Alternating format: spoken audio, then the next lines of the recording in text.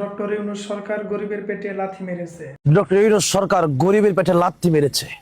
শেখ হাসিনা তো পালিয়ে যাওয়ার সুযোগ পেয়েছে, আপনারা পালাবার সুযোগ পাবেন কিনা সেটা একটু চিন্তা করে দেখেন। ডক্টর ইউনূস সরকারের জন্য আমরা ধাপে ধাপে বিপদে পড়তে যাচ্ছি।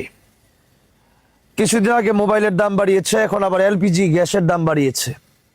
গরিব মানুষ, খেটে খাওয়া মানুষ, তারা গার্মেন্টসে কাজ করে কষ্ট করে এলপিজি গ্যাস ক্রয় করে তারা রান্না বাড়া করে।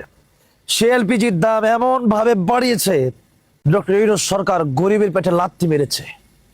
গরিব মানুষ গ্যাস দিয়ে রান্না করে খাবে, সেই খাবারটা আজকে খাবে যে তারা বন্ধ করে দিচ্ছে ডক্টর ইউনূস সরকার। আমাদের মাদ্রাসায় শত শত বাচ্চারা খাবার খায়, এলপিজি গ্যাসের মাধ্যমে চলে আমাদের রান্না বান্না। এখন এই এলপিজি গ্যাস দেখলাম ব্যবসায়ীরা বন্ধ করে দিয়েছে বিক্রি। আমরা আজকে ময়মনসিংহ প্রোগ্রাম ছিল, যাচ্ছিলাম, যাওয়ার সময় এলপিজি গ্যাসে ঢুকি, গ্যাস পাম্পে ঢুকে আর গ্যাস